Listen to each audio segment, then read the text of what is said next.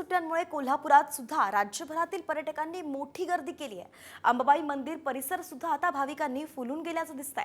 पहाटेपासून पर्यटक भाविकांनी मोठ्या प्रमाणावरती अंबाबाई देवीच्या दर्शनासाठी गर्दी केली आहे आणि या संदर्भातच अधिकची माहिती थेट कोल्हापुरातूनच देतायत आमचे प्रतिनिधी रणजित माजगावकर।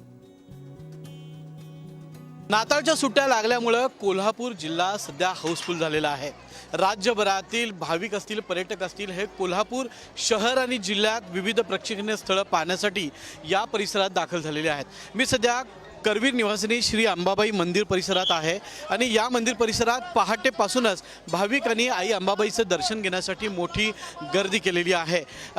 मंदिराबाहेर जी प्रवेश रांग आहे ही पहाटेपासूनच तुडुंब भरलेली आहे। भाविक रांगेने या ठिकाणी येऊन दर्शन घेताना आपल्याला दिसत आहेत।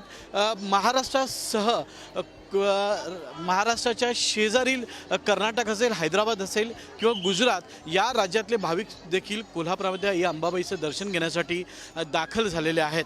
नाताळच्या सलग सुट्ट्या लागल्यामुळं हे भाविक कोल्हापूर शहरातील अंबाबाई मंदिरासह कोल्हापुरातील जी प्रेक्षणीय स्थळं आहेत यामध्ये प्रामुख्याने पन्हाळा, ज्योतिबा, रंकाळा आणि इतर घाट माथ्यावरची जी स्थळं आहेत यांना भेटी देताना आपल्याला पाहायला मिळतं। कॅमेरामॅन सचिन सावंत सोबत मी रणजित माजगावकर, साम टीव्ही।